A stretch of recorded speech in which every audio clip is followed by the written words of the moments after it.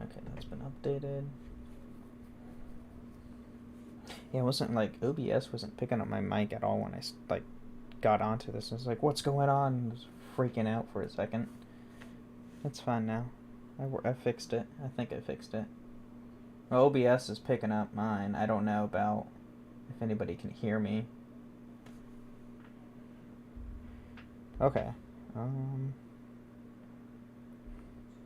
Oh yeah. Yeah.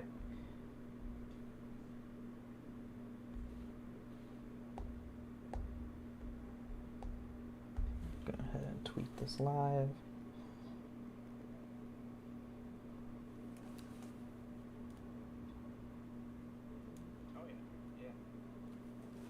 Okay, yeah, I'm coming through on Twitch and everything. I just listened to my own voice. So, I don't know. OBS was being weird then. No idea. On the Twitter.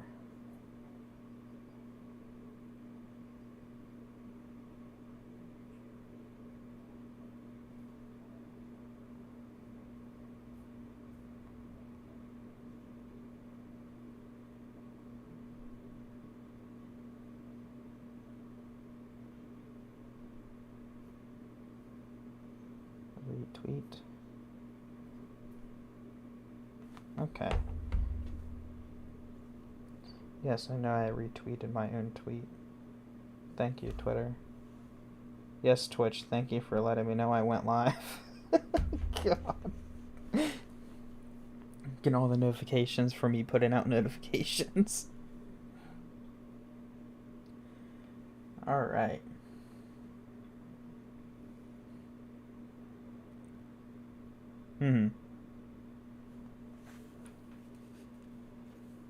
Right. Yeah. But before we get this started, that episode of Kenobi this week. And it was like leaked out that the last episode might be like an hour and a half long. I was like, wait, what? So we're getting a not only every episode so far have been around 50 minutes or so, but now we're getting basically a movie for the last episode.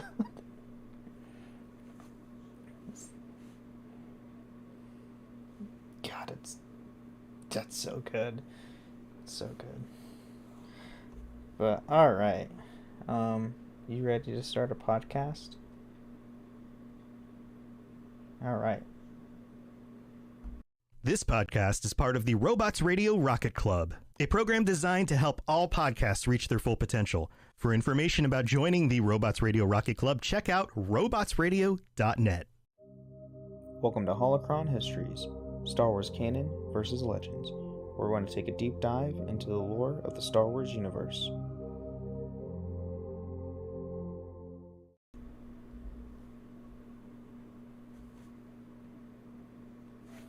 We're good. Yeah, I did. Did you not hear it? Oh. Okay, apparently I'm going to have to fix that. Crap.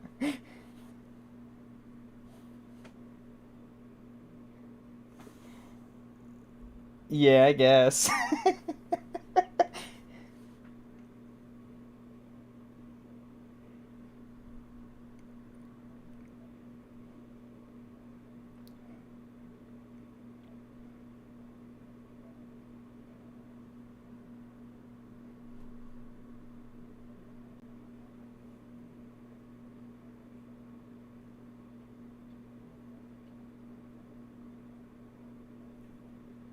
Yeah, we are.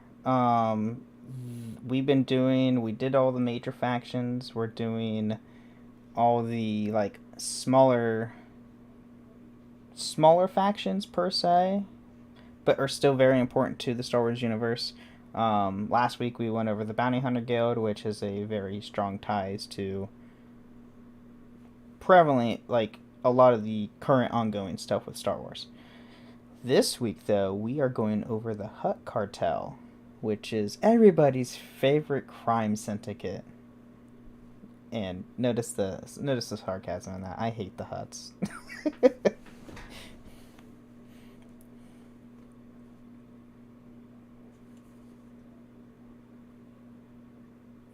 Oh crap, we didn't.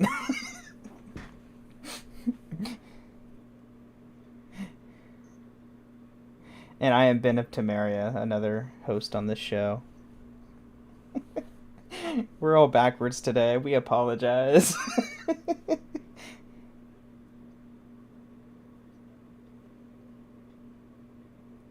Oh my god, that episode. It was there was a lot and to oh yes. Yeah, everybody I've that came into my store today at work, I've asked like, "Hey, have you seen the newest episode?" No. It's like, "What are you doing?" Like, go watch it now. But anyway, back on the Hutt Cartel. um, so in Legends, we're going to start with the Old Republic era with the Hutt Cartel. So during the time of the Great Galactic War, the Hutt Cartel was displeased with the Sith Empire because he did not include them in his plans and intrigues. However, due to the subterfuge of the Imperial intelligence agents, the Republic was unsuccessful in gaining the Hutt's support against the Empire. The cartel remained neutral in the war, like most others in the criminal underworld. So, as we talked about in previous episodes, the Great Galactic War is the events of Star Wars: The Old Republic and Legends. If you play that game, you will come across the Hutt Cartel on Nar Shaddaa, specifically, and then through the Rise of the Hutt Cartel expansion they did. They are neutral, but that does not mean they are, you know, not doing like appeasing both sides. You know, they playing both sides to get the most profit and whatnot, and yeah, just like Hutts, they do their things.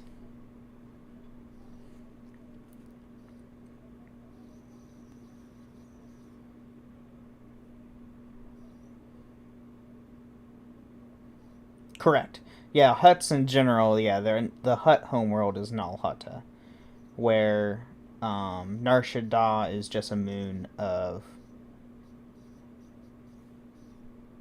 I can't remember what planet it's a moon from. Oh, a moon of Nal Hutta. Yeah, it's been a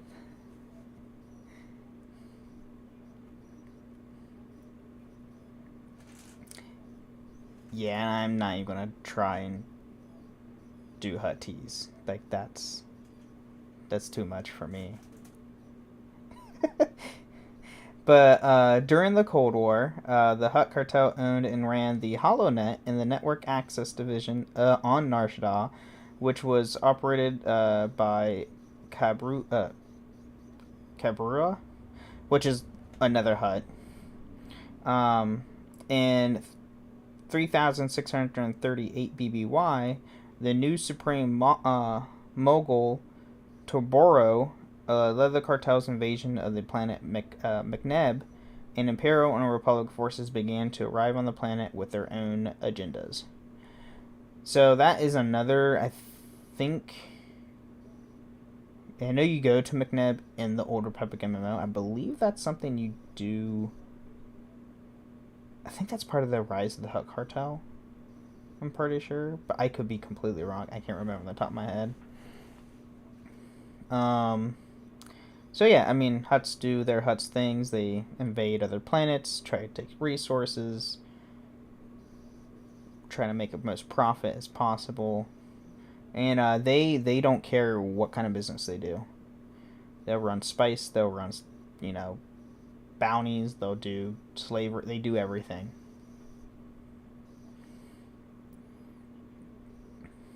Yes. Yeah. So, and then now we get to the Clone Wars. So, Broca, the Hutt, held considerable power in the cartel. During the Clone Wars, he cooperated with Severance Tan during the early days of the war after he gathered information about the Disseminator, a Republic superweapon which was still in development. He was annoyed by the Galactic Republic's trade activity near his territory and agreed to reveal their secrets plans to the Separatists. Which don't think that was ever in the Clone Wars. I think that was separate from. I think that was in maybe one of the novel series.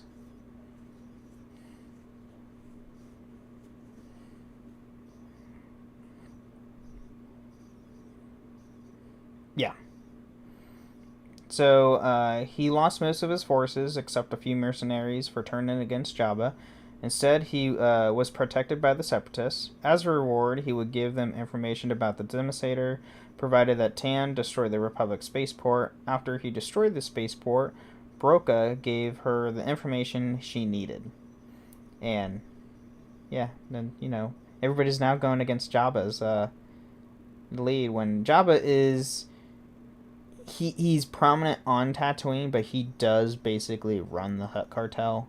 But there are other Hutts that are in like leadership positions in the cartel. Mm. Mm-hmm. Yeah.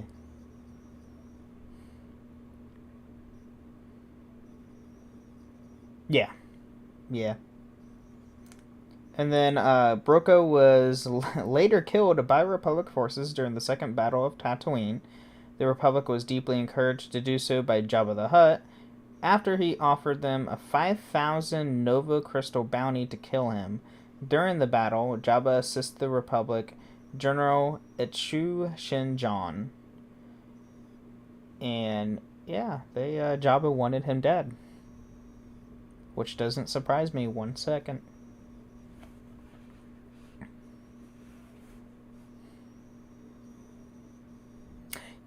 Yeah, pretty much.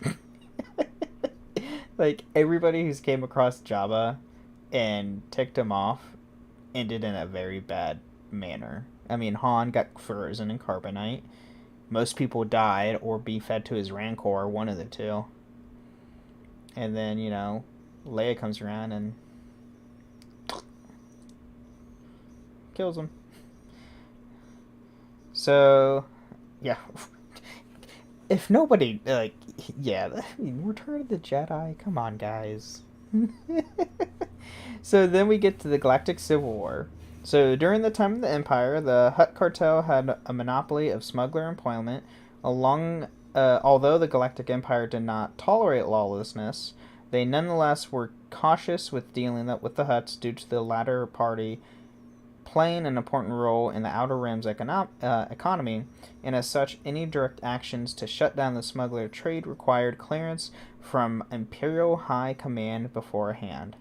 So, obviously, with smuggler employment, this is where Han Solo and Chewbacca come in with Jabba. Like they were employed by Jabba to smuggle things for this business. To me, it's very interesting that, I mean, yeah, the Empire likes the rules and they don't like the lawlessness of anything, but to shut down the cartel, that you have to go through Imperial High Command, even though they have nothing to do with the Empire whatsoever. Like that's insane. Like,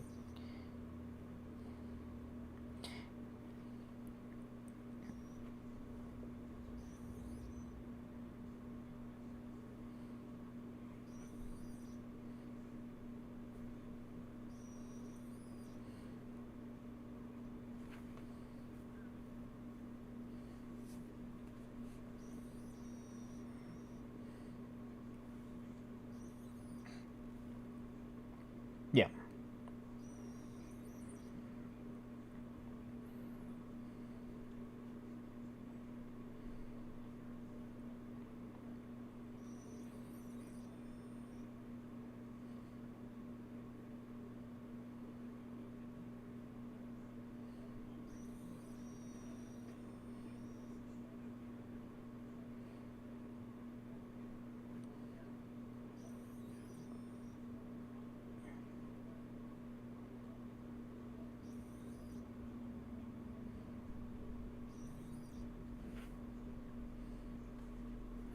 Yeah.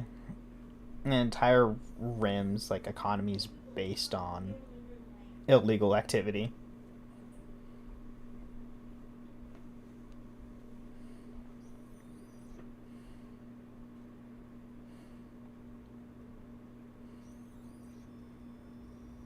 Mm-hmm.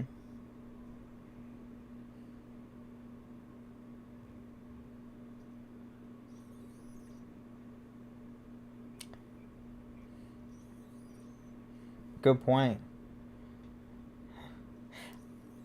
No, he's not. He's not dumb. I would. Yeah, no, I don't know. I mean, a lot of stuff in the original trilogy. There. I mean, it's not. It's Star Wars. There's always going to be plot holes in Star Wars, because there's just so much. But sometime after the rebels emerged, the cartel took control of a few planets, such as Felucia. Jabba also set up a communications relay on Kamari? Sulukamai. Oh, I was completely wrong. To keep an eye on the Empire. And if anybody remembers, Felucia is a plant-based planet. You do visit and you see in a couple scenes in the Clone Wars, or not in Clone Wars. Well, you do see in Clone Wars. Revenge of the Sith. That's what the movie I was thinking of. With that's where they gunned down Ayla Secura. Sad face. But you do go visit there during Star Wars: The Force Unleashed, and then also in there's a dog, and also Battlefront 1 and Battlefront 2, the original ones, not the new ones. Well, no. Yeah, the newest one, they do have Felucia. I forgot about that. Go that in the Clone Wars battles. I completely forgot about that.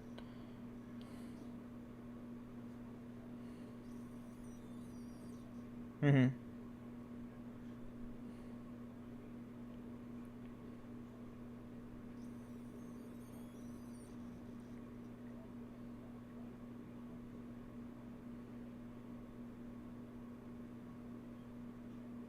Mm-hmm.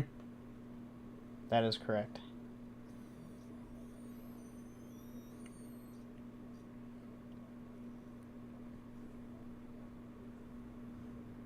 Yes. Everything. It's it's like Australia. Everything on that continent can kill you. Every living species of animals or plants will kill you. It's terrifying. That's why no one lives in the mainland of Australia. Really? Oh, that's so weird. I would be, I'd be, I would be deathly afraid. Um, but also during the Galactic Civil War, Jabba formed an alliance with Tiber Zan, which was quite successful until Zan stole his valuable Sith artifact on Felucia. Zan was caught, however, he gave the artifact to Yura Fen, his second command. Zan was imprisoned on the planet Kessel, which some people might should know what Kessel is. Since the artifact was quite valuable, the Hutt Cartel acquired all assets from Zan uh, Consortium as compensation. So, like, Kessel, being the planet where Han Solo made the Kessel run in 12, 12 parsecs? Yeah, 12 parsecs.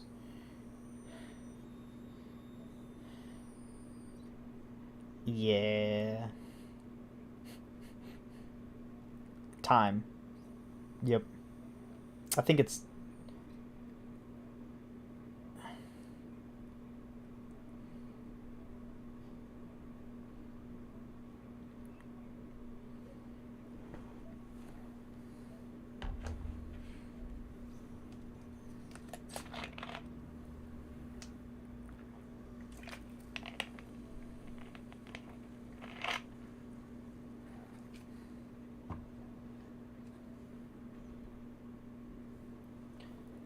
Oh no.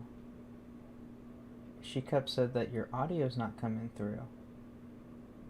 What? Oh no, we might have to do this episode again. What is going on? Talk for me a sec. Oh, I'm not seeing it on. What happened to OBS?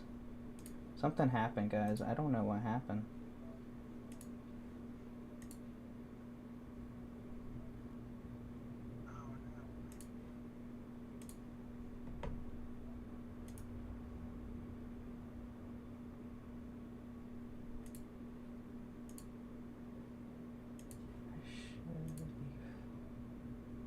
Okay, try talking. Talking now.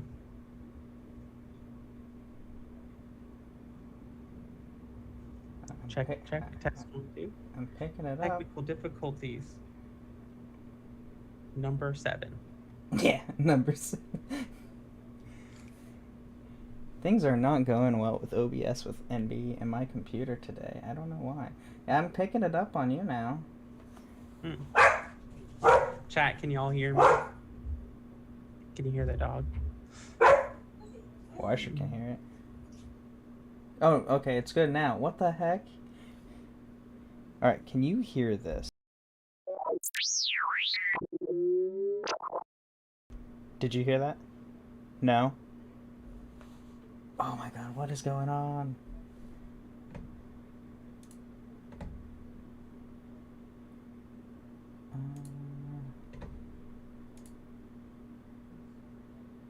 Let's see.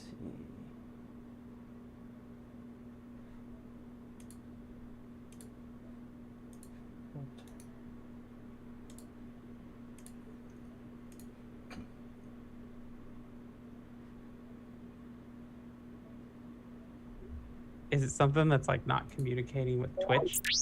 Ah, no, stop that. Possibly. No, I think it's like... Because you should be able to hear on your end, too.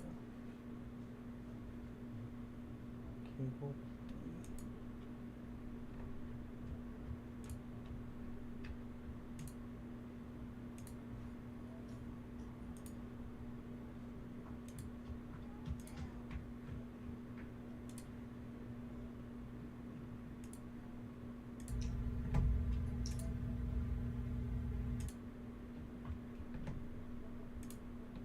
Okay.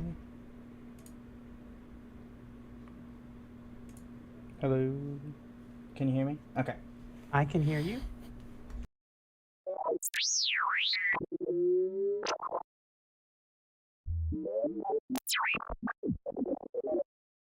Did you hear that? No. What is going on?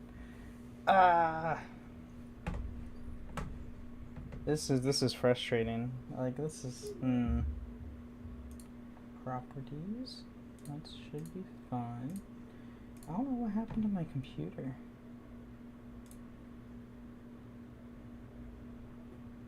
Huh. Weird.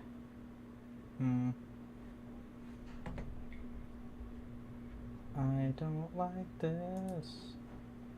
I mean, I got yours. It's just weird that the sound clip's not coming through on your end. Okay, She Clip says she heard the sound effects. That's good. Oh, so it's just me. It's just you. I don't know why. So weird. Maybe I leave and join the call again. Shouldn't have to be like that. Maybe something happened on my settings here. Audio cable B. Wait, maybe it's different.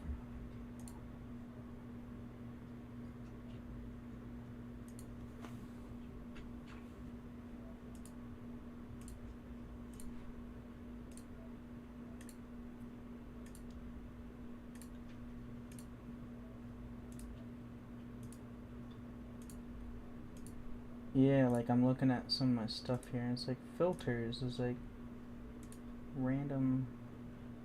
Okay, that's not input. Okay, let's try the... Heard that? Yes, I figured it out. Something would happen with OBS. Oh no. Alright, well... Do you want to start this episode again? I apologize, chat. This is terrible. This is called technical difficulties at its finest. It was bound to happen sometime. And at some point or another, I mean, we're on episode 12, so... Yeah. But, alright, I guess we can start over with this and get our intros right. Yeah. Alright, we're gonna... Right. This was a 25 minutes of bloopers, everyone. This is great.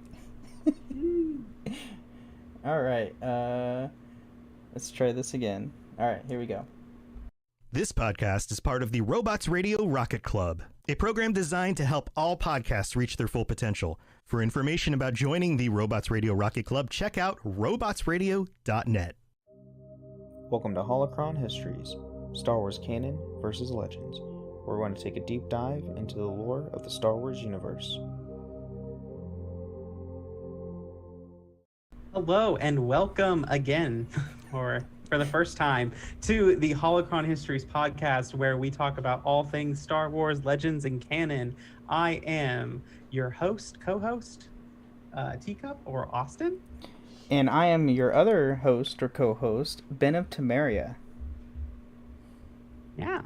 So, Ben, we are talking about our faction series, continuing along that. And last week was Bounty Hunters Guild. What do we got today? Today we have the Hutt Cartel. And, yeah, everybody's favorite crime syndicate, everybody's favorite faction. It's my favorite faction of all time. Not really. Hey. There was a Hutt Jedi. That's all I'm going to say. Was there? Yes. Oh, okay, that's news to me. I did not know that personally. So, okay, they can't be all bad. And well, we did have a Hutt Supreme Chancellor. We did have that. So, not all Hutts are evil. They're just greedy. Except for that one Jedi one, obviously, if he went with the Jedi teachings, but... Anyway, so starting with the Hutt Cartel, we have the Legends portion, so we're going to start with the Old Republic. During the time of the Great Galactic War, the Hutt Cartel was displeased with the Sith Emperor because he did not include them in his plans and intrigues. However, due to the subterfuge of the Imperial intelligence agents, the Republic was unsuccessful in gaining the Hutt's support against the Empire. The Hutt Cartel remained neutral in the war, like most others in the criminal underworld. So the Great Galactic War, is the time of the Old Republic. You do meet the Hutt Cartel during the game when you're playing the MMO. Very often, specifically on Nar Shaddaa, which the Hutt homeworld is Nal Hutta, which is the main planet that Nar Shaddaa orbits, because Nar Shaddaa is a moon. Like in Star Wars universe, moons are habitable compared to most moons in our solar system, where they're void of life, or just weightless. Well, we got Europa and Jupiter. They say that has potential for habitation. Really? Yeah. See, I don't look into astrology. I don't know. Look, I only know that because Europa is a destination in Destiny 2. Fair point.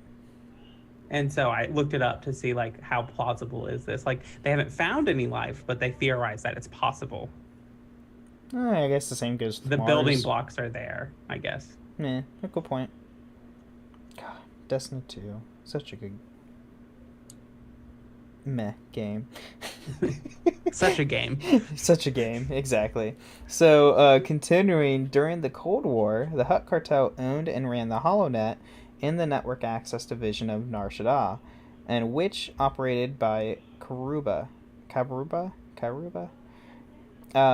is another Hutt during this time, during the Old Republic. And then in 3638 BBY, the new Supreme Mogul, Torobo, led the cartel's invasion of the planet McNeb.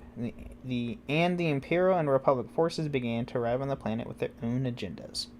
So that was, I believe, is the Rise of the Hutt Cartel expansion, part of Star Wars Old Republic MMO. So you do play through that on McNeb. It is a fun, small expansion. Surprisingly, the map is relatively large for being a small expansion. But it does leave up to the Revan expansion, which is the best expansion. Just saying. Well, it's interesting to me, at least, because, like, I haven't really played much of the MMO, but I have played Knights of the Old Republic. Yeah. And in Knights of the Old Republic, the Hutt Cartel is, like, a secondary player, like, to the Exchange. Yeah, those games, it was mainly... there was the Exchange, and there was another crime syndicate that was, like, on par with the Exchange in those games, and I cannot remember the other one. It wasn't a crime syndicate per se. It's kind of like it's Zerka Corporation. And I think a good comparison, like if you're watching the in canon things, is in Star Wars Rebels. Sometimes you come across like the Miners Guild, and like Zerka Corporation is kind of like a predecessor to like the Commerce Guild or the Trade Federation, or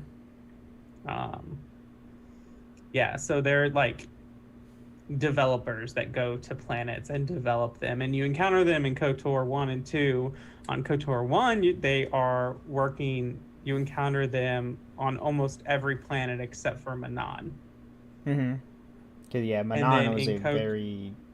They were very kept to themselves kind of a planet. Yeah. And then in KOTOR 2, you mainly encounter them on the planet Telos, where they're battling with the Athorian people to restore Telos as a planet. And then you get the Exchange is a player there. Yeah, but I remember both being there. An interesting thing in KOTOR 2, the Exchange and the Hutt Cartel are operating off of Nar Shaddaa. So you have Voga the Hutt, who's operating in KOTOR 2, who's at odds with Godo, the head of the Exchange. Worthless companion. Just saying. Anyway, so we get to the Clone Wars. So we have Borka the Hutt held considerable power in the cartel. During the Clone Wars, he cooperated with Servance Tan during the early days of the war after he gathered information about the disseminator of Republic superweapon, which was still in development. He was annoyed by the Galactic Republic's trade activity near his territory and agreed to reveal their secret plans to the Separatists. So, don't get on a Hutt's bad side, basically, at any point in time. Yeah, that's just a good like life lesson. Yeah, right there. Don't get on a Hutt's bad side. So he lost most of his forces, except for a few mercenaries, for turning against Jabba.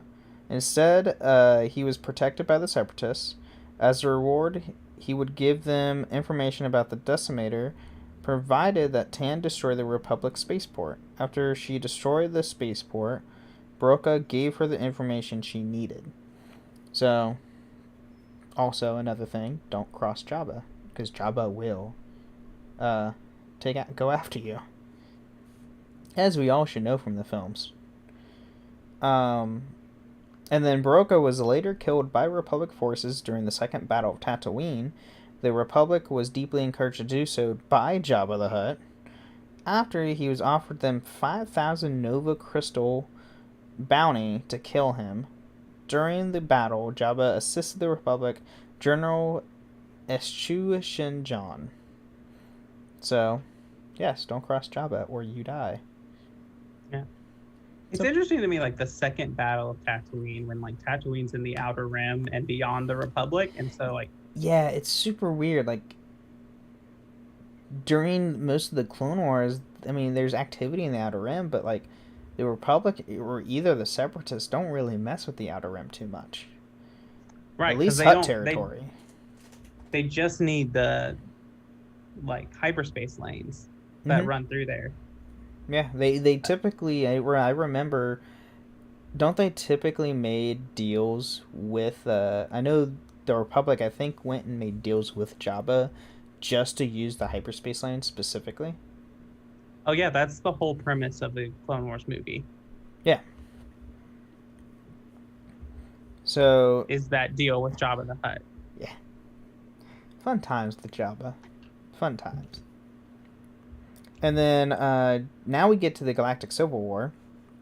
So during the time of the Empire, the Hutt Cartel had a monopoly of smuggler employment. Although the Galactic Empire did not tolerate lawlessness, they nonetheless were cautious with dealing with the Hutts due to the latter party playing an important role in the Outer Rim's economy. And as such, any direct actions to shut down the smuggler trade required clearance from Imperial High Command beforehand. Which, is always interesting knowing that you have to go through the Empire to deal with the Hutts, when the Hutts have nothing to do with the Empire. Always fun. Well, and like the Hutts have always had a history of kind of like getting close to those who are in like the power in the galaxy and like playing a more behind the scenes role with that. True. That is true. Like, well, in for instance, in Star Wars, the Old Republic MMO, the Hutt Cartel, yeah, they're neutral, but they dealt with the Empire. They actually specifically, if you play an Empire side character, they are doing dealings with the Empire. Well, the Trade Federation was neutral during the Clone Wars. Good point. Officially. Officially they were neutral. And then, sometime before the rebels had emerged, the cartel took control of a few planets such as Felucia. Jabba also set up communications on... what's this planet? Saleucami. Planets are hard in this universe. To keep an eye on the Empire.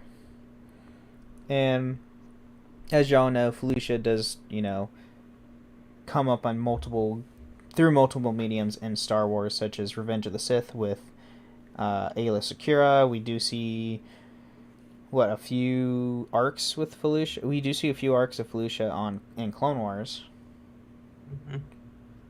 And then we see Battlefront 1, Battlefront 2, the originals, and the reboot Battlefront 2. And I think also on all the Battlefront PSP games, like Elite Squadron and whatever the second one they had, I think Felucia was a map on that as well. Yeah, because it ain't like Star Wars to take something that had less than 5 minutes screen time and build it into a whole thing. Oh yes, Boba Fett. But good point. Yeah, Boba Fett's a really good one there too. Yeah, he only had 5 minutes of screen time. Let's make a giant story with him when he barely talks. He's like 3 lines in the entire original trilogy. I think he has more than 5 minutes of screen time, but yeah. Well, yeah. So, during the Galactic Civil War, Jabba formed an alliance with Tiber Zan, which was quite successful until Zan stole his valuable Sith artifact on Felucia. Zan was caught, however, he gave the artifact to Yura Finn, his second in command. Zan was imprisoned on the planet Kessel, and since the artifact was quite valuable, the Hutt Cartel acquired all assets from Zan Consorium, as compensation, which I'm assuming is his vault. Yeah. And then later on, Zan broke out of Kessel and rebuilt his forces. Using his defilers, the Zan Consorium corrupted many of the Kessel planets and took control of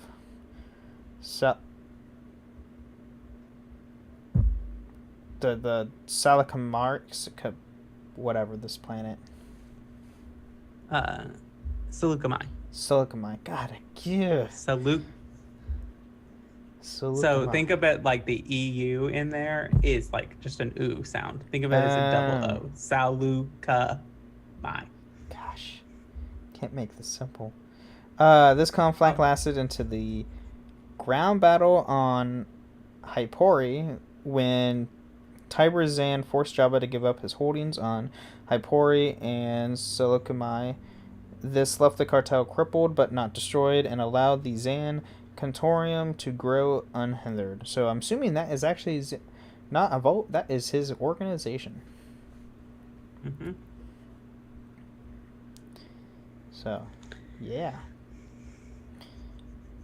And then now we get into, this is interesting, the Darksaber. And mind you, this is not the Darksaber we see in the Clone Wars or Rebels as the weapon, like the lightsaber. This is a completely different Darksaber. The name is very... I think they kind of like took the Darksaber name from this into the canon. But anyway... after a near stimulus deaths of Zyor and Jabba, Druga, Basil, Tai took over the good portion of the Black Sun's assets. With the underworld and chaos following the deaths of the galaxy's two most powerful kingpins, Druga was able to dislodge Desolagic and make Besodi become the dominant clans of Nal Hutta. He allied himself with the self-proclaimed General Sulamar to gain Imperial support on the Darksaber superweapon project. Although Sulamar liked to think this is himself as powerful and also being in charge of the project, Dura was the mastermind.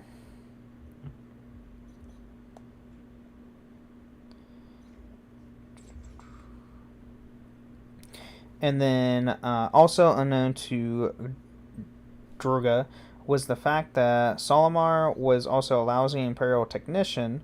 In order to gain information, which was used for the superweapon, Durga ransacked Jabba's palace on Tatooine for information on how he hacked into the Imperial database. He then made official diplomatic overtures to Coruscant asking for peace as a gesture in good faith. He convinced his fellow Hutts to cancel the bounties on Han Solo and Leia Organa. So, obviously, this is stuff after Return of the Jedi, because Jabba's dead, and his death is in Return of the Jedi. However, the New Republic was fully aware of what Drogo was planning, and they sent a commando team led by General Crix Madine to sabotage the project using the fleet as backup. The team failed in their objective, and Madine was personally executed by Drogo. Before he died, Madine signaled the combined defense force of the New Republic. He also revealed to Druga that Salamar was just a technician and a poor one at that. So, I believe, if I recall, the Darksaber superweapon in Legends is a giant laser weapon, kind of like the Death Star, but more of a fixed cannon, I believe, if I recall. So similar to what we see in Rise of Skywalker. On Yes. the Imperial Star Destroyers. Yeah. Basically, yeah. And then, ultimately, Drogo's defeat came about not from the New Republic, but by a shoddy construction. The Tyrell that used the builders for the Darksaber, but their hive mind and Drogo's cheapness meant that the Darksaber super laser wouldn't work.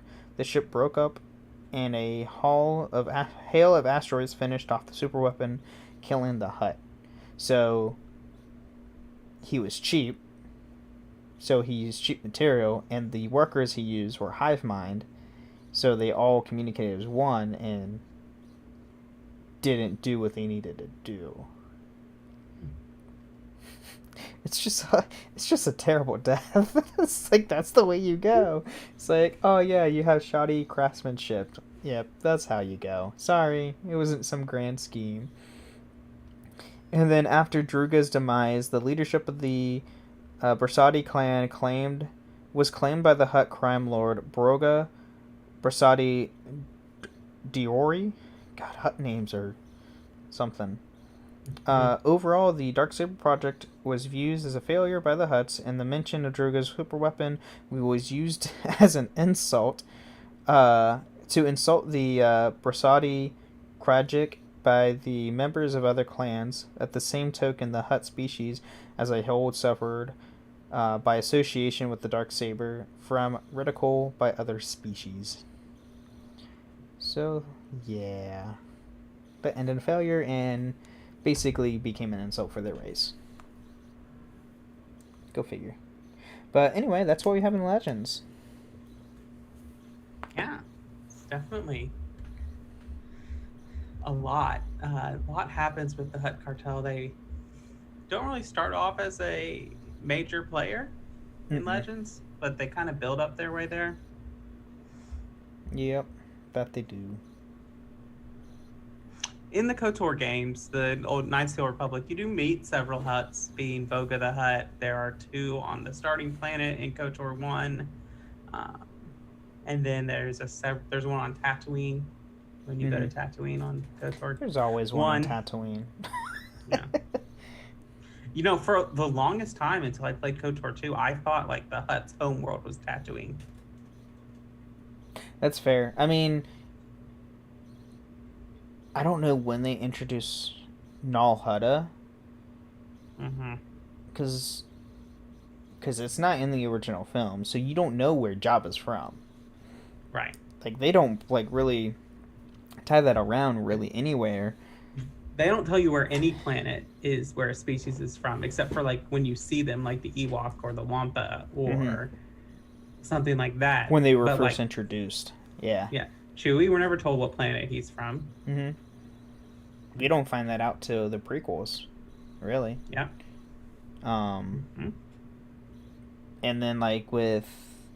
I mean, I'm sure Nal Hutta and all that stuff was added in Legends at some point, but, like, if you don't read the books or the novels or play the games, you won't know where any of the Hutts are from until you watch the Clone Wars animated show. Like, it's just how the medium works, I guess. Well, George Lucas was famous for adding things after the fact, and then worrying about how they made sense later. Yeah, he wanted to make a story, and then, if need be, he'll put in the plot holes later. He'll fill that later. It's always how that's how Star Wars is, and that's how it will always be. But anyway, that's why if you're watching Star Wars, never take a plot hole at face value, because it'll probably get explained and fixed pretty soon. Yeah. That it will. Yes. All right, you want to take our break and then we can get on it? Yeah, let's start our break.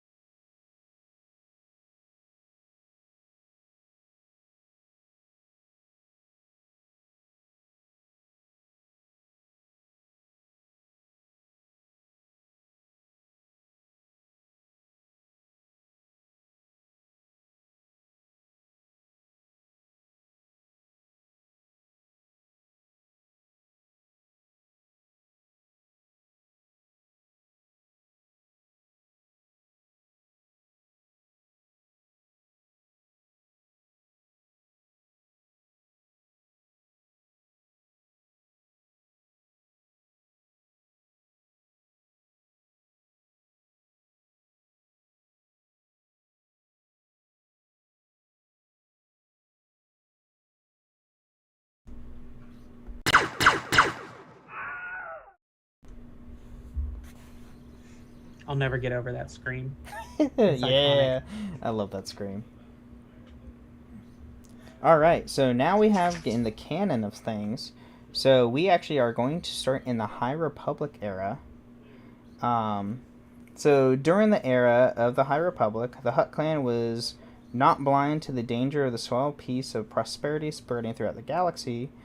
Their plot with they plotted with the leader of the Directorate, Lord Ishmir, in 257 BBY to reduce the influence of the Galactic Republic and Jedi Order and the Doctoric's reign of space.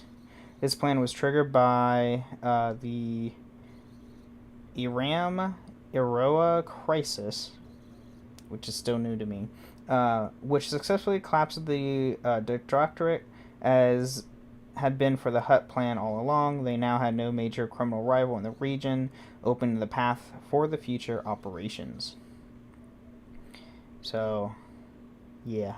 Like, all this High Republic stuff is still pretty new. Like, I'm still learning a lot. Like, it's still going, currently being made. So, a lot of new stuff coming. 25 years later, a ship of the Hutt Cartel arrived on the planet Sordreed Minor to fulfill agreed upon bargain, which would supposedly deliver the colonists from tyranny. Jedi Master Avar Kriss established a controversial alliance with the Hutts in the name of putting an end to the Drangara crisis, resulting in the Jedi fighting side by side with the cartel soldiers and Myrgara the Hutt against the Drangara. And the Drangara, if nobody knows this from the novels so far, they are plant-based creatures, sentient creatures, that can spread like wildfire, basically.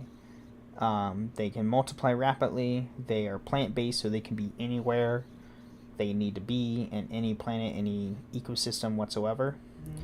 And they can spread through dead bodies. It's the big thing. Like, they can just sprout out from, and even like they have a sense of like hive mind and mind control.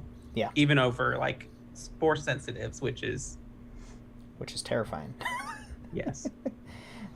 The alliance ended on the assault of Molita through the defeat of the Great Predator, although the Jedi and Hutt clan parted in bad terms when Kriss refused to allow Myrgara to destroy the incapacitated Drangara leader. Myrgara was later captured by the Nihil Marauders, who held her captive on the planet Zias.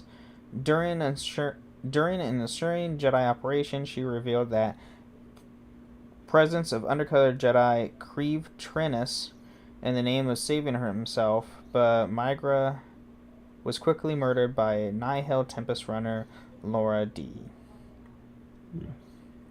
And Laura D, I didn't realize this until like reading one of the last novels. She's a Twi'lek. Oh. Which is interesting. Like, the Nihil is composed of multiple different races and species.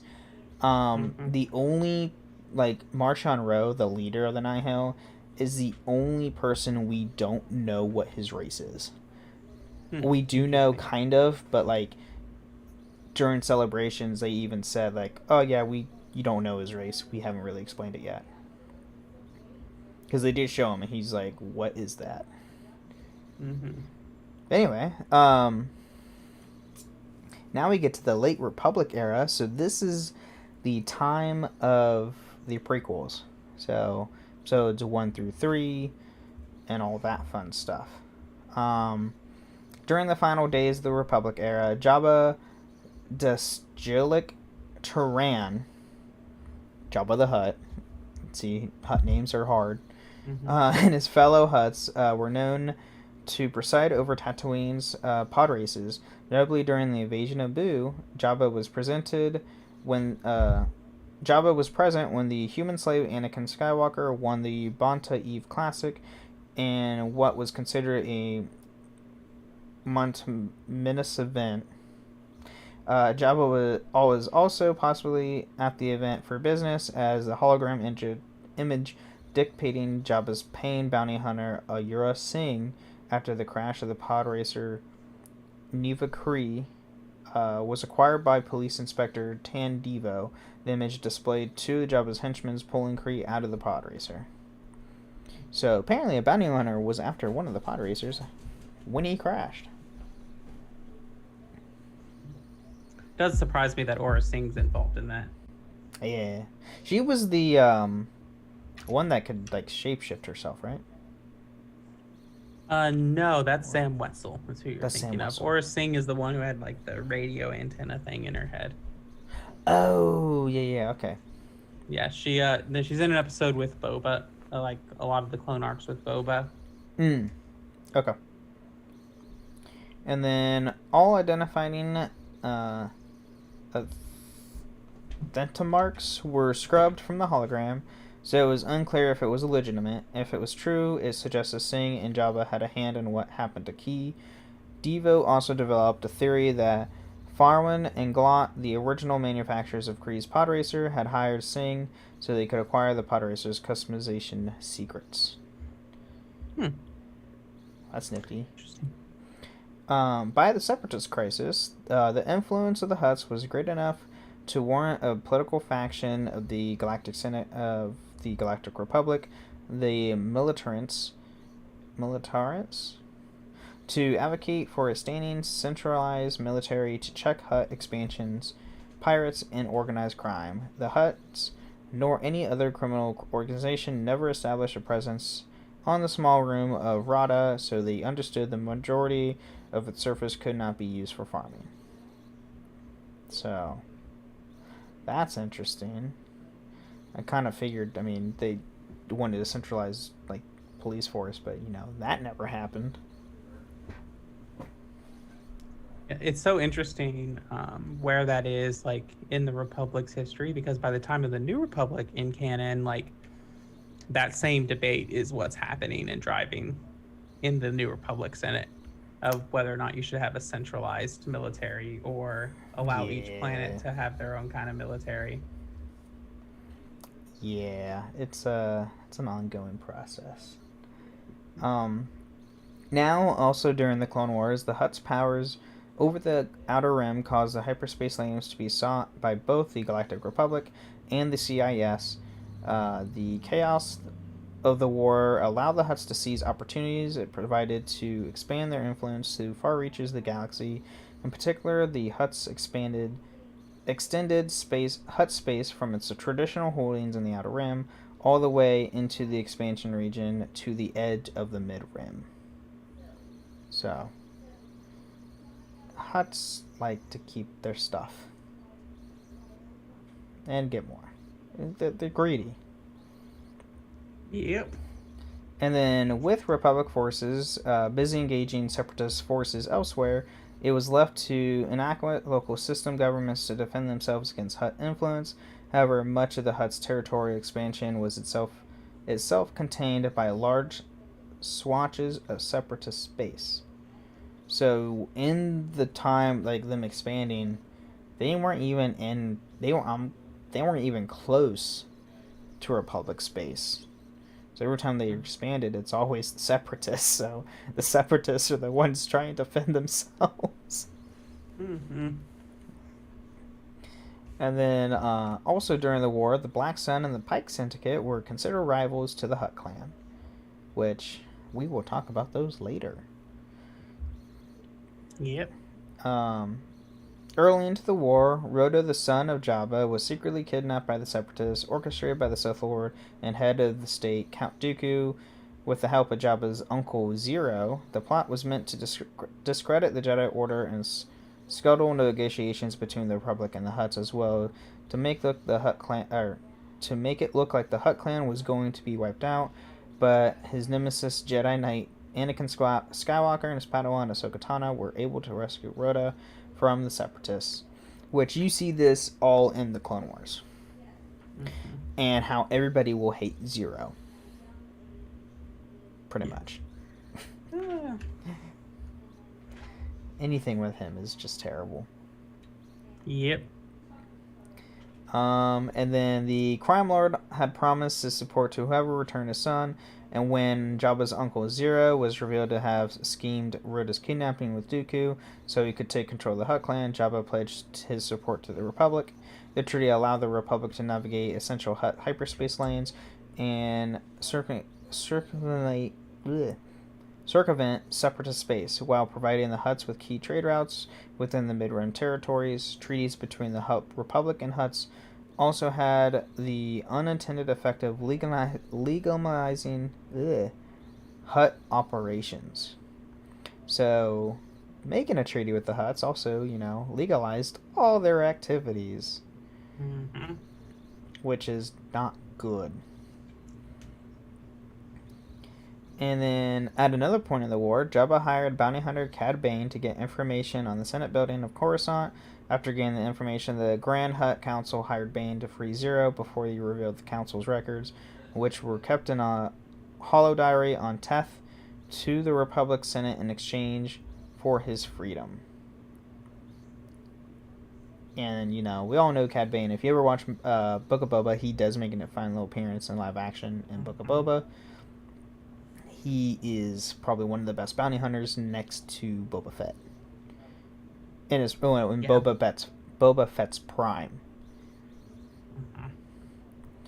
And thus, there was a hostage crisis that took place at the Senate office building on Coruscant, in which bounty hunters led by Bane held the Supreme Chancellor Sheev Palpatine on the Galactic Republic and other senators hostage in order to free Zero from the Central Detention Center. Zero, with the help of Bane, escaped from the custody of the Galactic Republic.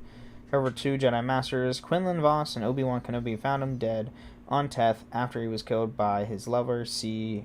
Snootils, on the behest of Jabba. Which is great. Like, don't mess with Jabba. He will get you. Unless you're Leia or Organa, do not mess with Jabba. That is the lesson here. You won't get scot-free. That's for sure. Yes. And then, unless you're his sex slave, basically, you're not in a position to kill him.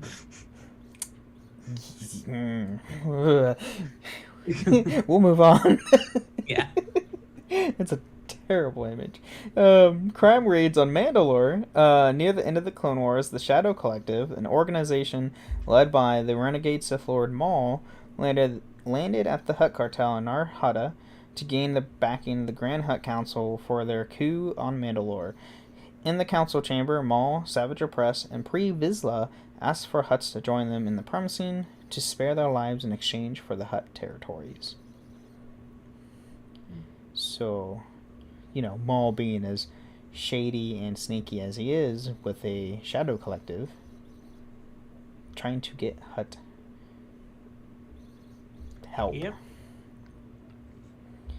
And then now we get to preserving the influence. The Hutt clan continued to operate in the Outer Rim after the end of the Clone Wars and rise of the Galactic Empire. With its victory over the CIS, the power base in the desert world Tatooine was preserved. Tatooine was suffering from the effects of the Great Drought, leaving moisture farmers with little water to harvest, worsening conditions on the poor backwater world. So, and this, I did not know this even happened. This must have been in the comics recently, or in the comics at some point. An 8-year-old boy, Luke Skywalker, son of Anakin Skywalker, had gone to take water back from Jabba's men to give it back to the farmers. Kenobi had been watching over him, went to encounter, but blew their vehicle's lights with the Force to hide their identity, and proceeded to disable all Jabba's henchmen with the Force. On hearing about this, Jabba was furious and tried to find the man who defiled him. On being unsuccessful, he hired the bounty hunter Chrysanthemum to find Kenobi and offered to pay him for bringing him alive. Yeah, so I think that happens in a book that's called From a Certain Point of View. Oh, okay. Yeah, and it has a lot of Kenobi reflections in it. Interesting. To me, so it's I think we experience that in a memory via Kenobi's perspective as a remembering. Oh, okay. It's just interesting. I didn't know that, and then them bringing Chrysanthemum in knowing that he wasn't canonized for Book of Boba, but he was canonized in this book before Yeah. Book of Boba. And it's interesting because this event happens before the Kenobi show. Yeah. Well, he's 8. Oh, that's The right. twins He's are 8. 10. Yeah, that's true. Yeah. This is 2 years prior. Interesting. Yep. Jabba continued his illicit operations during the Imperial era, continuing to hold influence as a crime lord. By the time of the Imperial era, the Hutts were involved in a series of trade wars with the Intergalactic Banking Clan. The vice chairman of the clan, Onalo, hired Given Codebreaker, who was connected to an Imperial algorithm and made security codes to wage a campaign to take control of Hutt's clan smuggling routes. But Jabba also learned that Given hiring bounty hunter Greedo had led a mission to Megiddo to capture the Given. However, Greedo ultimately failed. Given fell to his death after Greedo overestimated how strong a grappling line was. And funny enough, so I actually just read this in it's in the Star Wars Galaxy Edge comic, and this is something that Duck Ondar actually reminisces on how he got an item from Greedo, and this is like that story, which is very interesting. And then one smuggler Jabba hired for his operations was Captain Han Solo, who became the best smuggler on Jabba's payroll. Solo's standing was jeopardized, however, when his ship, the Millennium Falcon, was aborted by Imperial authorities, forcing Solo to jettison his cargo. Jabba demanded compensation for the lost cargo, and when Solo did not pay, the crime lord sent a bounty hunter after him. One such was Greedo, who confronted Solo in the canteen on Mos Eisley, but Solo killed the Rodian bounty hunter before he could kill Solo. So, that is... You see that shot? Han shot first. In A New Hope. Gotta love that. And then, Jabba learned of this and found Solo in Docking Bay 94, which the smuggler said that he had no choice to dump his cargo. Jabba agreed to give Solo an extension on his payment in exchange for additional interest. Solo accepted the offer, but soon became involved with the Alliance to restore the Republic, so the rebels, and once again failed to pay Jabba. When Jabba learned that Solo had joined the rebellion, Jabba placed a large bounty on his head. And then, following the Battle of Yavin in 0 ABY, the Galactic Empire began to cut into Hutt clan trade in an effort to reduce their independence. So, yeah. That's fun. Yeah. Another reason not to cross Jabba. I think this is just like a Jabba the Hutt episode at this point. Reason number 10 to not cross Jabba the Hutt. So now we get to the Galactic Civil War. So this is the time, basically 5 and 6. By the time of the Galactic Civil War, the Rebel Alliance had learned of impending talks between the Galactic Empire and the Hutt clan, with the Empire wanting Jabba the Hutt and the clan to provide raw materials to use in providing the raw resources required to create weapons and starships to fuel its military operations following the destruction of the Death Star during the Battle of Yavin. And then the Galactic Empire then sent Darth Vader to negotiate with Jabba following the loss of Weapons Factory Alpha during the Rebel assault on Krymen 1. The negotiations were a continuation of what was meant to take place on Krymen 1. However, Vader arrived on Tatooine earlier than scheduled to hire 2 bounty hunters for assignments that the Sith Lord kept secret from the Emperor. Jabba provided him with Boba Fett, who Vader tasked with finding the rebel pilot that destroyed the Death Star, and Black Chrysanthemum, who Vader tasked with capturing Silo, an agent of the Emperor. That's also... I mean, we all know Boba was hired to get... the pilot destroyed the Death Star, Luke. And then Chrysanthemum, I did not know Vader hired Chrysanthemum It's another thing with Krishantin. Mm-hmm. And then sometime before the Battle of Hoth, Jabba's major domo, Bib Fortuna, the contracted Tatooine rebel cell via hologram after an attack on their homestead and informed that they had angered his master. The Alliance also contacted the mercenaries and asked for their aid in recovering medical supplies from a Hutt Cartel den on the planet Dendorian, also earning them the offer of allegiance from the rebels. So yeah, there's that. And then a little bit, I don't have much left. So now we have the death of Jabba, which we all see in Return of the Jedi. Jabba had placed a bounty on Solo as he failed to pay him back. After Vader captured Solo in Cloud City and froze him in carbonite, Vader turned to Fett and then brought Solo to Jabba's palace. And then following her capture and Solo's release from carbonite, Luke Skywalker, who had now become a Jedi Knight, like his father and a commander of the rebellion, arrived on the scene, seeking the rescue of his friends from Jabba's imprisonment.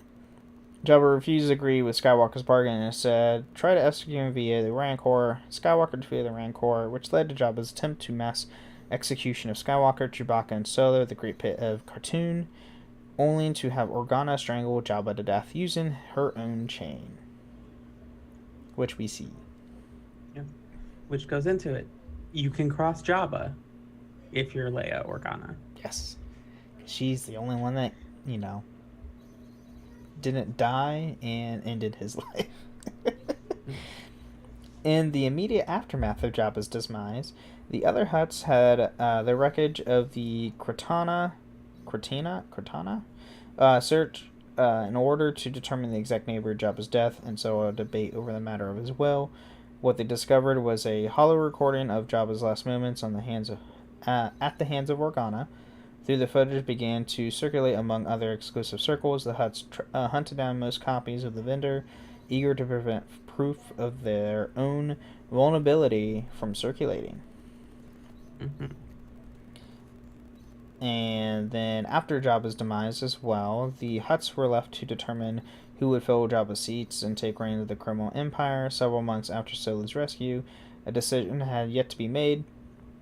Coupled with the Empire's collapse and demise of the Emperor Palpatine, Jabba's death left enormous power vacuums in the Kessel spice trade as well, triggering widespread gang warfare and leaving trade routes once guarded by mercenaries hired by the Hutts vulnerable, leading the formation of the Spice Runners of Kajimi. In which, if you watch, Book of Boba, we know Boba takes up his empire, crime, cartel thing. Yeah. And you can watch that. Yes. And then, several years after Jabba's death, as I was just going into this, Fett returned to his palace, killed Fortuna, who had assumed control of Jabba's throne and took it for himself. Fett became the new daimyo of Mos Espa, leading a brother and sister known as the Twins to travel to Nal Hutta to Mos Espa to confronted Lord Fett, claim land to the cousins Jabba's territory. The Twins sent Krishantin to kill Fett in his own palace. After the failure and capture, they arrived to apologize to Fett and offered him a Rancor, as well as Krishantin as tribute. They announced the Hutt clan departure from Tatooine, as they have been informed that Jabba's former holdings have actually been promised to the Pike Syndicate by Mayor Mok Shaz, and they had no interest in waging war over a worthless rock, which you do see in Book of Boba. Are we talking about the Pike Syndicate next week? Actually, next week we will be talking about. Let me go to my Google Docs. I think I had it. Well, next week we'll be going to our patron chat. Oh, the patron, yeah, that's right. But the week after that, I have it to where we are going over the Crimson Dawn in the Crymora Syndicate. Oh, yeah. The Crymora Syndicate's there's very little info on them. They're both canon only. And then I also found out, the Pike Syndicate is also mainly canon. Yeah. Like, I was doing research, I was like, I swore they were in Legends, but they're not. Hmm. Like, their Legends info is Clone Wars. Because Clone Huh. Wars is Legends and canon. Right. So, which is very interesting. I didn't know that. Black Suns, though, does have stuff in both. Yes. So, basically, the Hutt Cartel and the Black Suns are going to be the only crime syndicates that have been actually in both Legends and canon, to where there's actual information, where all the other ones were specifically made for the current canon. Right. But yeah, that's what we got going on. Yeah. All right. Well, this was a lot of fun with Hutt information. A lot of stuff I didn't know about the Hutts. Um, Definitely a big crime syndicate and their big background to like the galactic underworld. Oh yeah. So much that, yeah. So yeah, that's very interesting and a very iconic thing of Star Wars, along with like the lightsaber and Sith. You think Jabba the Hutt, right? Exactly. the big slug guy, The big slug. Who eats? Doesn't he eat the? No, he doesn't eat the monkeys. What did he eat? It's like frogs. Yeah, it's similar like to frog Baby things. Yoda. Oh yeah, that's right. Oh, Baby Yoda.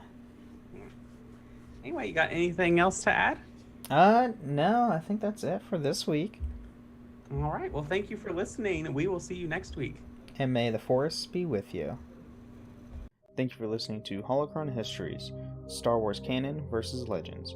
You can find us on the Robots Radio Discord at robotsradio.net. You can also follow us on Twitter at swholohistories and contact us at holocronhistories@gmail.com. All right. Well, thank you everybody in the live chat. Yeah. Shika, thank you very much for letting me know what was going on. Yeah. Yes, thank you for your all of your patience with our technical difficulties. Yeah, next week shouldn't be that bad at all. And next week, yes. Austin here won't be here. He'll be taking a trip to No. Batuu. He'll be visiting Yes. Black Spire Outpost. I'll actually be in Universal that day. Oh, really? Okay. No, So no. Thursday I'll be at the Kennedy Center. I'm doing a lot of things. Oh, geez. So you're going to Disney and Universal? Yes. What? Okay. That's Well, I'm cool. only going to Disney for Galaxy's Edge. That's fair. Yeah. So. Yeah. Don't forget to. Do you have your lightsaber reserved? Or are you building one? We're not. We didn't have it reserved because like the wait list right now is like 90 days. Oh. So they do. Yeah, they do take walk-ins. Well, yeah, walk-ins. I know. We'll see what happens. That's right. But if not, it's okay. I mean, the last year when I went, I got mine scheduled literally the week of that I went. Right. So, I mean, if you really want to do one, I mean, just check it daily and see if you're able to get whatever day you're going. Yeah. Right. So, I'm on, like, I'm going in September and I'm always on it like a hawk. Like, right. I will build one. Yes. The droid one is super easy to get into. You can actually walk into that one super easily too. It's the saber one that's the hard one. Mm-hmm. Well, that's what everyone wants to do. True. Good point. Mm. But all right. Well, live chat. I will see you guys next week. Yeah.